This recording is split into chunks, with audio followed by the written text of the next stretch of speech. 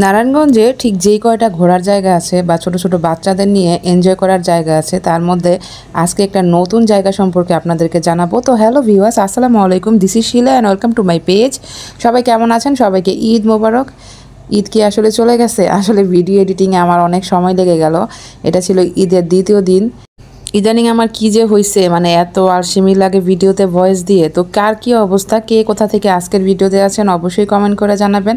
আর এই যে আমি কিন্তু চলে যাচ্ছি, নারায়ণগঞ্জের রাস্তা কিন্তু অনেকটাই ফাঁকা।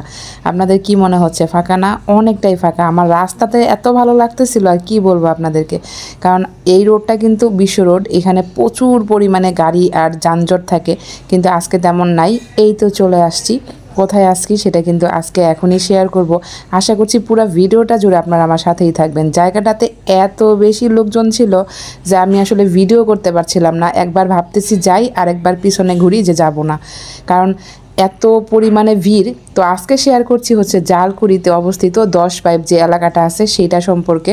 এখানে বাচ্চাদের নিয়ে আসলে আপনারা অনেক বেশি মজা করতে পারবেন, কারণ এখানকার বেশিরভাগ রাইডগুলো সব বাচ্চা কেন্দ্রিক, মানে বাচ্চাদের জন্যই তৈরি করা মূলত। অনেক বড় একটা এরিয়া। এটা সম্পর্কে এখনও খুব ভালো করে অনেকেই জানে না, তবে স্থানীয় যারা আছেন তারা কিন্তু এছাড়াও প্রায় শুক্রবারে এখানে অনেক বেশি লোকজন হয়, অনেক শপিং করতে পারবেন। মানে আমি জাস্ট এখানকার চুড়ির কালেকশন দেখে মানে অবাক। অনেক শপিং করার স্পেস রয়েছে এখানে, প্রচুর পরিমাণে চুড়ির কালেকশন আর খাওয়া দাওয়ার ব্যবস্থা রয়েছে, আর বাচ্চাদের জন্য হিউজ পরিমাণে রাইডস রয়েছে। আর ঈদ উপলক্ষে এখানে অনেক বেশি লোকজনের ভিড় ছিল, মানে অনেক বেশি লোকজন ছিল। আসলে কি বলবো, এখানকার জালকুড়ি স্ট্যান্ড থেকে এখানে ভাড়া হচ্ছে মিশুকে 30 টাকা, কিন্তু ঈদের সময় নাকি 100 টাকা করেও মানুষ গিয়েছে। আমি জাস্ট অবাক। তবে এইখানকার যে প্লেসটা রয়েছে, মানে পার্কটা, সেখানে কিন্তু আসলে ঢোকার জন্য কোনো এন্ট্রি ফি দিতে হয় না।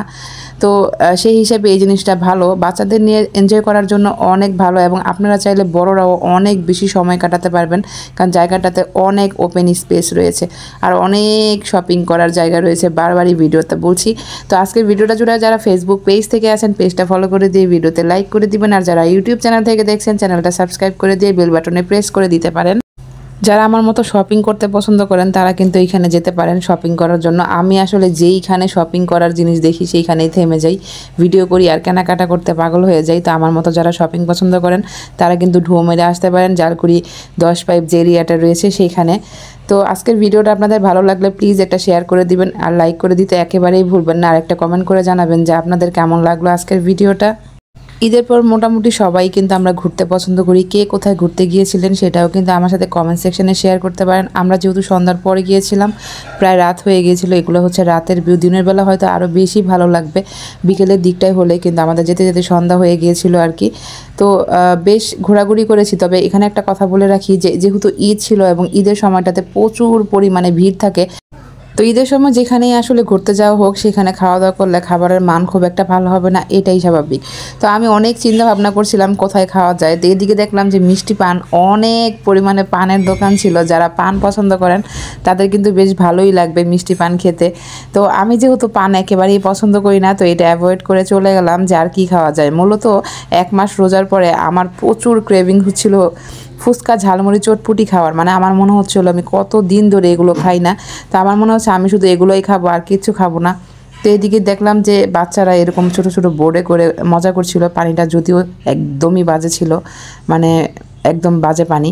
তো যাই হোক, এদিক থেকে মানে দেখলাম যে সবাই খুব মজা করছে। তবে এইসব রাইডের প্রতি আমার তেমন কোনো ইন্টারেস্ট নাই, কারণ আমি রাইডে উঠতে প্রচণ্ড পরিমাণে ভয় পাই। তো আমি শুধু খাবারের দোকান খুঁজতেছিলাম, ফুচকা চটপটির দোকান আসলে অনেক ছিল, কিন্তু আমি খুঁজে পাচ্ছিলাম না ঠিক কোনটাই গেলে ভালো হবে। কিন্তু খুঁজে মুজে যাও একটাতে গেলাম, কি আর ঘটলো সেটা আপনাদের সাথে শেয়ার করব।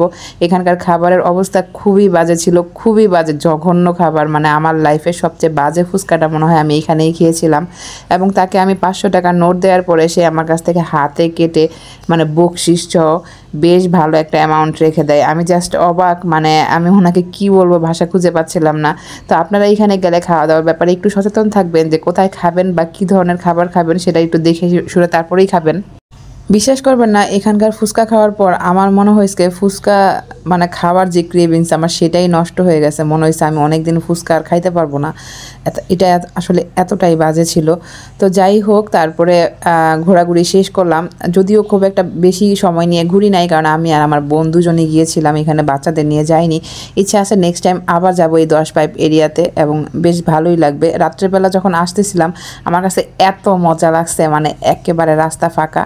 আর রাত্রেবেলা আমার কাছে এমনিতেই রাতের শহর নির্জন এগুলো আমার কাছে বেশ ভালো লাগে। আপনাদের কি অবস্থা, আপনাদের কেমন লাগে আমাকে কমেন্ট করে জানাবেন। আপনাদেরকে ভিউটা শেয়ার করলাম এই জন্য যে আসলে সত্যি রাস্তাটা খুবই ফাঁকা ছিল, যেহেতু ঈদের সময়টাতে গ্রামে মানুষ চলে যায় তাই শহরটা কিন্তু ফাঁকা হয়ে যায়। তো আজকের ভিডিওটা এই পর্যন্ত, সবাই ভালো থাকবেন, আল্লাহ হাফিজ।